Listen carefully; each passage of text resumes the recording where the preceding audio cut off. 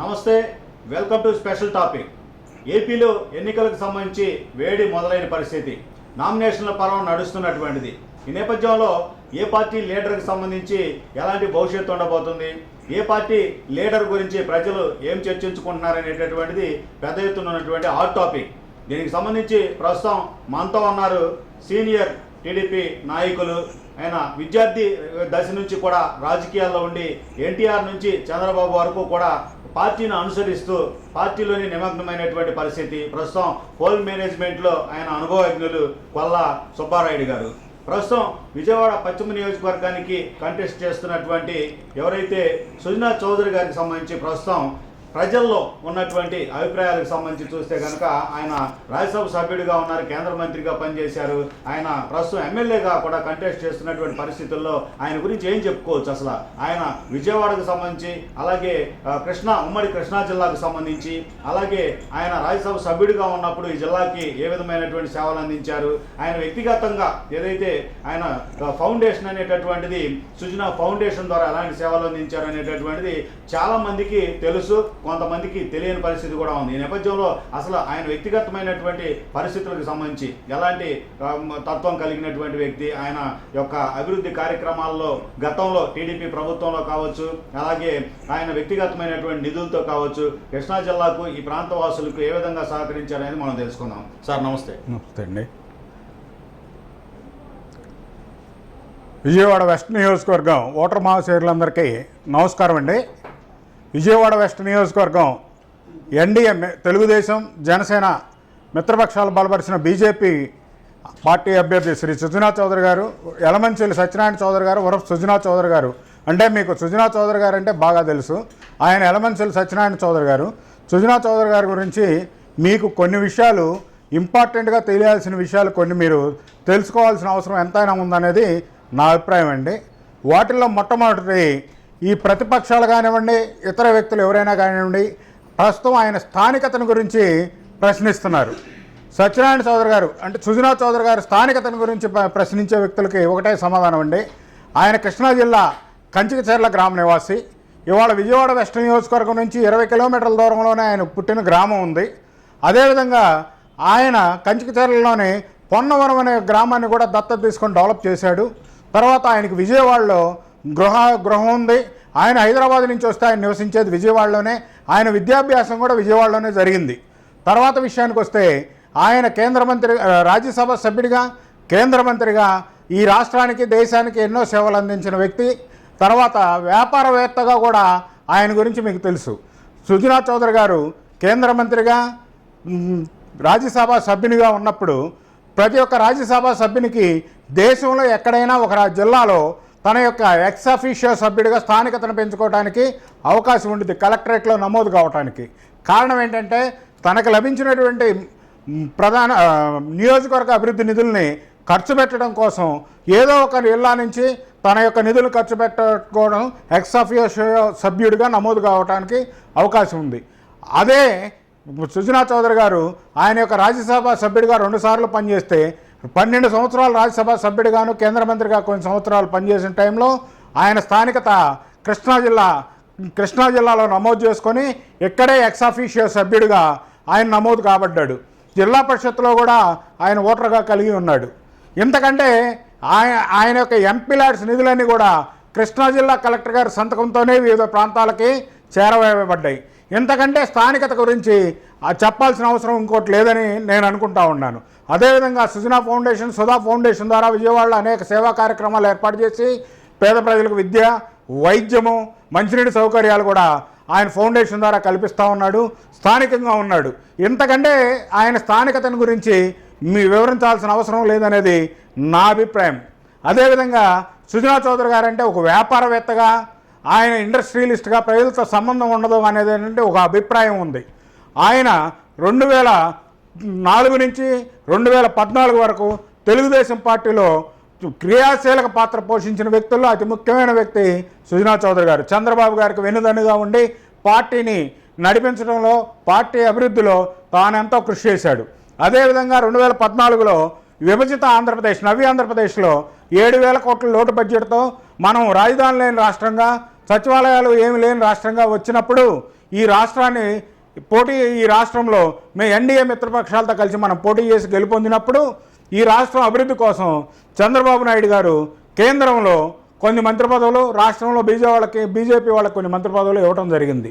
కేంద్రంలో నుంచి నిధులు తీసుకురావడానికి రాష్ట్రం నుంచి ఒక కమిటీని, కేంద్ర నిధుల సమీకరణకు ఒక కమిటీని ఏర్పాటు చేస్తే ఆ కమిటీకి చైర్మన్గా సుజనా చౌదరి గారు నియమించడం జరిగింది. ఆయన ఈ రాష్ట్రంలో ఈ నవ్యాంధ్రప్రదేశ్లో 2014 నుంచి 18 వరకు ఈ రాష్ట్రానికి ఆయన చేసినటువంటి సేవలు గౌరవ నారా చంద్రబాబు నాయుడు గారి ఆదేశాలతో ఆయన యొక్క డిపిఆర్, ఆయన యొక్క ప్రాజెక్ట్ రిపోర్టు, ఆయన యొక్క ఆదేశాలు, దానితో కేంద్ర రాష్ట్ర ప్రభుత్వ అధికారులు సమన్వయం చేసుకుంటూ కేంద్రంలో మనకున్న పరిచయాలతో కేంద్ర మంత్రుల ద్వారా ఇక్కడ కేంద్ర ప్రభుత్వం నుంచి నిధులు తీసుకొచ్చి రాష్ట్రానికి ఇవ్వడంలో తన వంతు తను కృషి చేసిన విషయం మర్చిపోవాల్సింది కాదు. వాటిల్లో మర్చుకు మీకు కొన్ని విషయాలు మీ దృష్టిలో పెడతా. ఇక్కడ విజయవాడ వెస్ట్ నియోజకవర్గం పరిధిలోనే కొన్ని విషయాలు ఉన్నాయి. ఆయనకి కేంద్రంలో కేంద్ర మంత్రివర్యులు పట్టణాభివృద్ధి శాఖ మంత్రులు వెంకయ్యనాయుడు గారు కానివ్వండి, అదేవిధంగా ఆ రోజున కేంద్ర ఆర్థిక శాఖ మంత్రులు అరుణ్ జైట్లీ గారు కానివ్వండి, అదేవిధంగా గజేంద్ర సింగ్ షెకావత్ నీటిపారుదల శాఖ మంత్రులు షెకావత్ గారు కానివ్వండి, అదే నితిన్ గడ్కరీ గారు ఉపరితల రవాణా శాఖ, రోడ్లు ఉపరితల రవాణా శాఖ మంత్రి నితిన్ గడ్కరీ గారు కానివ్వండి, అదేవిధంగా మన తెలుగుదేశం ప్రభుత్వంలో ఉన్నటువంటి కేంద్ర పౌర విమానాల శాఖ మంత్రి అశోక్ గజపతి గారు కానివ్వండి, ఇక ఇతరత్ర మంత్రులతో తనకున్న సన్నిహిత సంబంధాలతో ఈ యొక్క రాష్ట్ర ప్రభుత్వానికి నిధుల సమీకరణ కమిటీ ప్రతినిధిగా, రాష్ట్ర ప్రభుత్వ ప్రతినిధిగా కేంద్రం నుంచి నిధులు తీసుకురావడంలో తన వంతు పాత్ర ఎంత క్రియాశీలకమైనటువంటి పాత్ర. వాటిలో మచ్చుకోటి విజయవాడ వెస్ట్ నియోజకవర్గంలో టిట్కో ఇళ్ళు మనకు కనిపిస్తూ ఉన్నాయి. నిరుపయోగంగా ఉన్న టిట్కో ఇళ్ళు ఈరోజు 2014 నుంచి 18లో తెలుగుదేశం ప్రభుత్వము ఎన్డీఏ ప్రభుత్వ హయాంలో నిర్మించబడిన టిట్కో ఇళ్ళు ఈ రోజు వరకు కూడా నిరుపయోగంగా ఉండే, ఉపయోగం లేక పేద ప్రజలకు అందుబాటులో లేకుండా ఉండటం అనేది బాధపడాల్సిన విషయం. ఈ విషయంలో కేంద్ర మంత్రి అయినటువంటి వెంకయ్యనాయుడు గారు రాష్ట్రంలో మన రాష్ట్రం మీద ప్రత్యేక శ్రద్ధ వహించి దేశంలో ఏ రాష్ట్రానికి ఉన్నటువంటి గృహాలను మన రాష్ట్రానికి మంజూరు చేయించాడు. కారణం ఏంటంటే అప్పుడే ఏర్పడిన రాష్ట్రము 7,000 కోట్ల లోటు బడ్జెట్లో ఉంది, ఇంకా రాజధాని నిర్మాణం లేని రాష్ట్రం అనే ఉద్దేశంతో ఎక్కువ గృహాలని పేద ప్రజలకు ఇవ్వడానికి కేంద్ర ప్రభుత్వం నుంచి నిధులు ఇవ్వటం జరిగింది. అవి తీసుకురావడంలో కూడా సుజనా చౌదరి గారు అంటే యలమంచిలి సత్యనారాయణ చౌదరి గారి పాత్ర కీలకం. అదేవిధంగా రెండోది, ఇక్కడ మనకు ఫ్లైఓవర్లు చూసాం. ఈ ఫ్లైఓవర్ల నిర్మాణంలో ఆ రోజున ఉన్నటువంటి కనకదుర్గ ఫ్లైఓవర్ కానివ్వండి, బెంజ్ సర్కిల్లో ఉన్న ఫ్లైఓవర్లు కానివ్వండి, రాష్ట్రంలో ఉన్నటువంటి జాతీయ రహదారులు కానివ్వండి, మిగతా రహదారులలో ఫ్లైఓవర్ల నిర్మాణం ఈ రాష్ట్రంలో ఆ రోజు ఉన్నటువంటి కేంద్ర మంత్రి నితిన్ గడ్కరీ గారి సహకారంతో చంద్రబాబు గారి ఆదేశాల మేరకు నిధులు తీసుకొచ్చి ఈ యొక్క విజయవాడ ప్రాంతంలో అభివృద్ధి చేయడం జరిగింది. దాంట్లో కీలక పాత్ర మన యొక్క యలమంచిలి సత్యనారాయణ చౌదరి, అంటే మనం ఆప్యాయంగా పిలుచుకునే మన సుజనా చౌదరి గారి పాత్ర కీలకం అనేది మనం చెప్పుకోదగ్గ విషయం. మూడో అంశం మీకు చెప్పాల్సిన అంశం ఏంటంటే పోలవరం, ఆంధ్రప్రదేశ్ ప్రజల జీవనాడి పోలవరం ప్రాజెక్టు. ఈ పోలవరం ప్రాజెక్టును కేంద్ర ప్రభుత్వం దత్తత తీసుకున్న ఆంధ్రప్రదేశ్ ప్రభుత్వం చంద్రబాబు నాయుడు గారు తన సొంత ఇంట్రెస్ట్తో ఈ యొక్క పోలవరం ప్రాజెక్టుని నిర్మాణం చేసి రాష్ట్ర ప్రజలకి తాగునీటి సాగునీటి కొరత తీర్చి అన్నపూర్ణ ఆంధ్రప్రదేశ్గా తయారు చేయాలనే ఉద్దేశంతో త్వరితగతిన దానికి అనుమతులు తీసుకొచ్చి ఆ రోజున 6 మండలాలు, తెలంగాణలో ఉన్న 6 మండలాలను కూడా మన రాష్ట్రంలోనే కలుపుకున్న తర్వాతనే తను ప్రమాణ స్వీకారం చేసి ఈ యొక్క పోలవరం ప్రాజెక్ట్ నిర్మాణానికి నిర్మించడానికి ముందుకెళ్ళారు. ఆ యొక్క పోలవరం నిర్మాణానికి నిధులు తీసుకురావడంలో భాగంగా ఇక్కడ కేంద్ర ప్రభుత్వ అధికారులు, రాష్ట్ర ప్రభుత్వ అధికారులతో సమన్వయం చేసుకొని కేంద్రం నుంచి నిధులు తీసుకురావడంలో పోలవరం నిర్మాణానికి మన యొక్క సుజనా చౌదరి గారి పాత్ర కీలకం అనేది చెప్పొచ్చు. ఎందుకంటే అక్కడ ఆయన ప్రతి ఆఫీస్కి వెళ్ళి, ప్రతి ఒక్క అధికారి దగ్గరికి వెళ్ళి మా రాష్ట్ర పరిస్థితి, మా రాష్ట్రానికి నిధులు అవసరం, మా రాష్ట్రం నుంచి ప్రపోజల్స్ మేము తీసుకొచ్చిన ప్రపోజల్స్ని మీరు ఆమోదించండి అని చెప్పి అధికారులను ఒప్పించి చంద్రబాబు గారి ఆదేశాల మేరకు ఆ యొక్క నిధులను సమీకరించడం జరిగింది.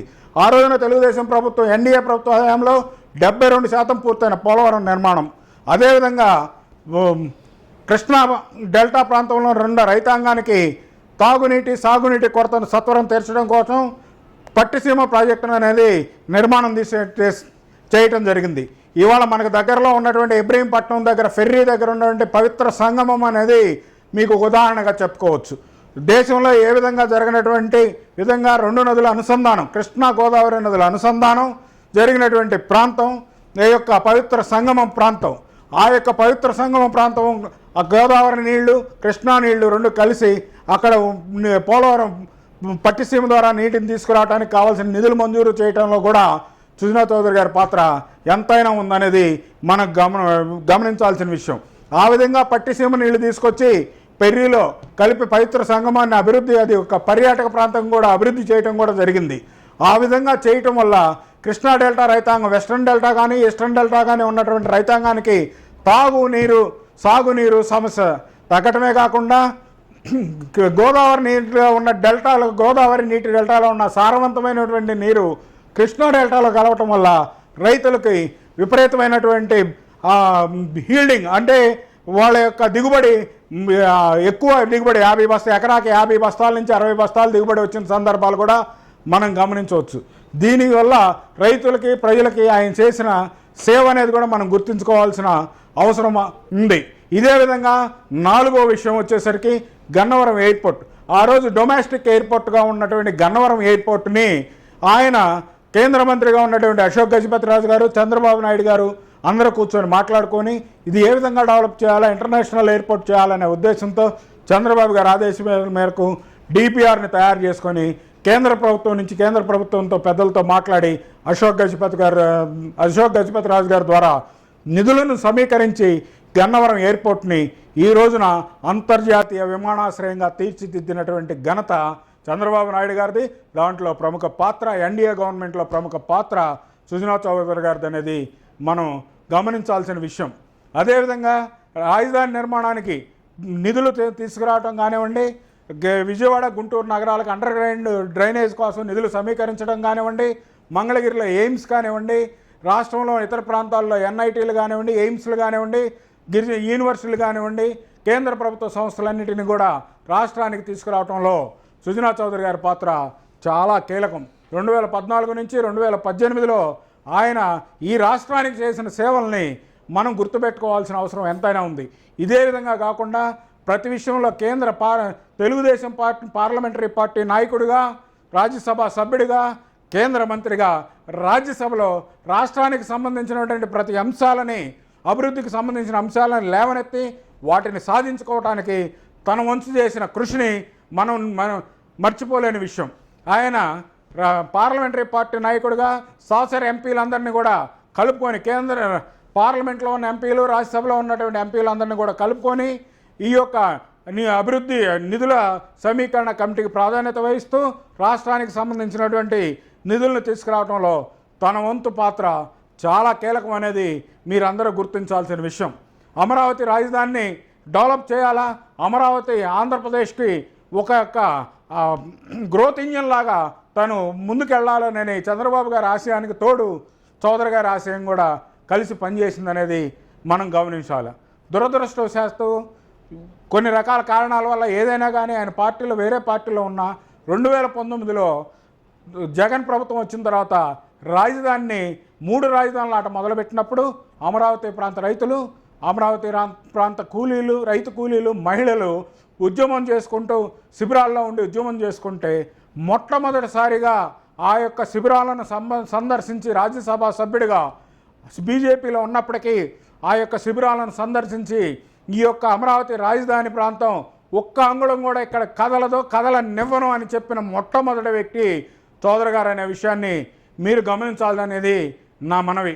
అంటే ఆయనకి రాజధాని ప్రాంతం కానీ, రాజధాని ప్రాంతంలో చుట్టుపక్కల ఉన్న ప్రాంతాల అభివృద్ధికి కానీ, రాష్ట్ర అభివృద్ధికి కానీ ఆయన ఎంత ప్రాధాన్యత ఇచ్చాడనేది మనం ఈ విషయాన్ని గుర్తుపెట్టుకోవాల్సిన విషయం. ఆయన ఒక పారిశ్రామికవేత్త, ఏ విధంగా పరిశ్రమలు తీసుకురావాలా, ఏ విధంగా ఈ రాష్ట్రాన్ని అభివృద్ధి చేయాలా అనేటువంటి విజన్ తెలిసినటువంటి వ్యక్తి. ఆయన దేశంలో కేంద్ర మంత్రిగా పనిచేసి వివిధ కార్యక్రమాలు దేశంలో అమలు చేసిన అవే ఆ అనుభవంతో, తనకున్నటువంటి రాజకీయ సన్నిహితంతో ఈ యొక్క తనకంటూ తన జన్మభూమిలో, తన ప్రాంతంలో తను అభివృద్ధి చేయాలనే ఉద్దేశంతో ఆయన విజయవాడ వెస్ట్ నియోజకవర్గం తాడిత పీడిత బడుగు బలహీన వర్గాల పారిశ్రామిక వర్గాలు తర్వాత ఎక్కువ మంది వ్యాపార వర్గాలు ఉన్న ప్రాంతాన్ని ఎంచుకొని ఈ యొక్క ప్రాంతాన్ని అత్యధికంగా డెవలప్ చేయాలనే మంచి ఆశయంతో ఆయన ఇవాళ విజయవాడ వెస్ట్ నియోజకవర్గాన్ని ఎంచుకొని మనకి ఇక్కడ పోటీ చేయడానికి రావటం అనేది ఇక్కడ చాలా అదృష్టంగా మనం భావించాలా. ఆయన తలుచుకుంటే ఆయనకి రాజకీయాలు ఆయన కాళ్ళ దగ్గరకు వస్తాయి. ఆయన రాజకీయాల దగ్గరికి వెళ్ళే పనిలే, రాజకీయం ఆయన దగ్గరకు వస్తుంది. ఆయన ఆర్థికంగా పరిపుష్టత కలిగిన వ్యక్తి, ఆయన పారిశ్రామికవేత్త, ఆయన కేంద్ర మంత్రిగా రాజ్యసభ సభ్యునిగా 2 సార్లు చేసి 12 సంవత్సరాలు రాజ్యసభ సభ్యునిగా చేసిన అనుభవం ఉంది. కేంద్ర ప్రభుత్వం అధికారులతో, కేంద్ర ప్రభుత్వంలో ఉన్న మంత్రులతో, ప్రధానమంత్రి మోడీ గారు, అమిత్ షా గారితో ఆయనకి సన్నిహిత సంబంధాలు ఉన్నాయి. తనకున్నటువంటి ఆ యొక్క సన్నిహిత సంబంధాలతో, తనకున్న అనుభవంతో ఈ యొక్క విజయవాడ డివిజన్ని, విజయవాడ పశ్చిమ నియోజకవర్గాన్ని అత్యంత మంచి నియోజకవర్గంగా తయారు చేయాలా, గుర్తింపు తీసుకురావాలా అనే ఉద్దేశంతో ఆయన ఇక్కడ పోటీ చేయడం జరిగింది. కృష్ణానది అవతల అమరావతి రాజధాని ఉంటే, కృష్ణానది యువతల వెస్ట్ నియోజకవర్గం, విజయవాడ పశ్చిమ నియోజకవర్గం ఉంది. అమరావతి రాజధానికి ప్యారలర్గా సమాంతరంగా విజయవాడ పశ్చిమ నియోజకవర్గాన్ని అభివృద్ధి చేయాలని ఉద్దేశంతో ఆయన తీసుకున్నటువంటి నిర్ణయాన్ని అందరూ స్వాగతించాల్సిన అవసరం ఉంది. ఆయన రాజకీయాల్లోకి ఇసుక దందాలు చేయటానికో, మట్టి దందాలు చేయటానికో, పైరవీలు చేయటానికో ఆయన రాజకీయాల్లోకి రాలా. ఆయనకు అవసరం కూడా లేదు. ఆయన ప్రజాసేవ కోసం తన జన్మభూమిలో తన ప్రజలకి తన వంతు ఒక అభివృద్ధి సూచిక అనేది చూపించడం కోసం ఈ యొక్క నియోజకవర్గానికి వచ్చాడనే విషయాన్ని మనం ఖచ్చితంగా మనందరం కూడా గమనించాల్సిన విషయం ఉంది. ఇవాళ ఈ యొక్క అమరావతి రాజధాని రావటం జరిగితే ఈ విజయవాడ పశ్చిమ నియోజకవర్గంలో ఉన్నటువంటి మధ్యతరగతి కుటుంబాలు, వ్యాపార వర్గాలు, ఆటో రిక్షా కార్మికులందరూ కూడా వారి యొక్క జీవన ప్రమాణాలు పెరిగి వారు ఆర్థికంగా నిలదొక్కుకోవడానికి, భవన నిర్మాణ రంగ కార్మికుల దగ్గర నుంచి అందరూ కూడా నిలదొక్కుకోవడానికి అవకాశం ఉండిద్ది. ఆయన ఎంఎస్ఎంఈ పరిశ్రమలను స్థాపించి యువతకు ప్రాధాన్యతనివ్వాలనే సదుద్దేశంతో ఆయన ఉన్నాడు. అదేవిధంగా ఈ డబుల్ ఇంజిన్ సర్కార్ అనేది ఈ విజయవాడ పశ్చిమ నియోజకవర్గం నుంచే మనం చూడబోతూ ఉన్నాం. కారణం ఏంటంటే కేంద్రంలో ఉన్న ప్రధానమంత్రి నరేంద్ర మోడీ గారితో ఆయనకున్న సన్నిహిత సంబంధాలు, అదేవిధంగా రాష్ట్రంలో ఆయనకి ఇష్టమైన నాయకుడు చంద్రబాబు నాయుడు గారు. సుజనా చౌదరి గారు అత్యంత ఇష్టపడే వ్యక్తి సుజనా చౌదరి గారు, చంద్రబాబు నాయుడు గారు. కాబట్టి చంద్రబాబు నాయుడు గారి ద్వారా రాష్ట్ర ప్రభుత్వం నిధులు, కేంద్ర ప్రభుత్వంలో మోడీ గారి ద్వారా 2 అక్కడి నిధులు తీసుకొచ్చి డబుల్ ఇంజిన్ సర్కార్ అనేది చూపించి విజయవాడ పశ్చిమ అభివృద్ధి, నియోజక అభివృద్ధే కాకుండా రాష్ట్రాభివృద్ధికి కూడా తన వంతు సహకారం ఇవ్వాలనేటువంటి సదుద్దేశం కలిగిన వ్యక్తి, మంచి వ్యక్తిని మనం ఈ రోజున పశ్చిమ నియోజకవర్గం అభ్యర్థిగా గెలిపించుకుంటే ఈ పశ్చిమ నియోజకవర్గం, విజయవాడ పశ్చిమ నియోజకవర్గం దిశ మారిపోయి ఇక్కడ యొక్క ప్రజల జీవన ప్రమాణాలను కూడా మార్పు చేయడానికి వీలవుతుంది. ఆ రోజున 2014-18లోనే టిట్కో గృహాలు తీసుకొచ్చి ఇస్తే పేదలకు ఇవ్వలేని పరిస్థితిలో ఉంటాయి. ఈ రోజున ఇంకా ఎక్కువ టిట్కో గృహాలు తీసుకొచ్చి ఆయన పేద ప్రజలకి, ఇళ్ళు లేని పేద ప్రజలకు ఇవ్వటానికి అవకాశం ఉండిద్ది. కాబట్టి ఇటువంటి విషయాలన్నిటినీ కూడా విజయవాడ పశ్చిమ నియోజక ప్రజలు గమనించి ఈ విషయాల్ని మీరు రచ్చబండ దగ్గర కానివ్వండి, బస్ స్టాపుల్లో కానివ్వండి, టీ కొట్ల దగ్గర కానివ్వండి, బస్సుల్లో కానివ్వండి, ఎక్కడ 4 వ్యక్తులు కూర్చున్నా కూడా సుజనా చౌదరి గారు విజయవాడ పశ్చిమ నియోజకవర్గంలో ఎందుకు పోటీ చేస్తున్నాడు, ఆయన వచ్చినందువల్ల మనకు జరిగేటువంటి మేలేంటనేది చర్చించుకొని రాబోయే ఎన్నికల్లో విజయవాడ పశ్చిమ నియోజకవర్గం ఎన్డీఏ మిత్రపక్షాలు, తెలుగుదేశం, జనసేన మిత్రపక్షాలు బలపరిచిన బీజేపీ పార్టీ అభ్యర్థి యలమంచిలి సత్యనారాయణ చౌదరి అంటే సుజనా చౌదరి గారి కమలం గుర్తుపై ఓటేసి అత్యధిక మెజార్టీతో గెలిపించి విజయవాడ పశ్చిమ నియోజకవర్గాన్ని దశ మార్చేటటువంటి విధంగా తయారు చేయాలని కోరుకుంటూ సెలవు తీసుకుంటున్నాను. నమస్కారం. జై హింద్. Thank you sir. ఇది పరిస్థితి.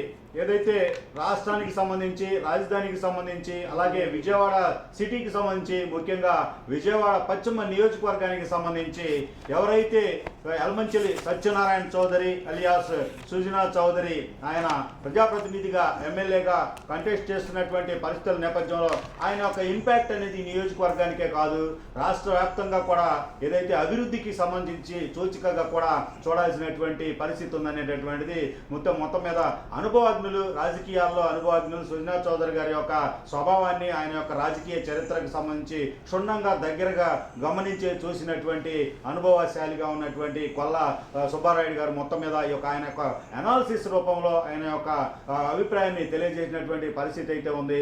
మరి సుజనా చౌదరి అలియాస్ సత్యనారాయణ చౌదరిని ఏదైతే ఏపీ అసెంబ్లీకి పంపించాల్సినటువంటి బాధ్యత, అలాగే నియోజకవర్గాన్ని అభివృద్ధి చేసుకోవటంలో తమ పాత్రగా ఓటు హక్కును వినియోగించి సుజనా చౌదరికి అత్యధిక మెజార్టీని చేకూర్చాల్సినటువంటి బాధ్యత అందరిపైన ఉందనేటటువంటి అభిప్రాయం కూడా వ్యక్తం చేసినటువంటిది. మరి ఎన్నికల్లో సమీపిస్తున్నటువంటి నేపథ్యంలో సుజనా చౌదరి యొక్క సేవలను పొందే నేపథ్యంలో ప్రజలంతా ముందుకు రావాలనేటటువంటి పిలుపునిస్తున్నటువంటి తీరు. ఇది స్పెషల్ టాపిక్. మరో టాపిక్తో మళ్ళీ కలుద్దాం. నమస్తే.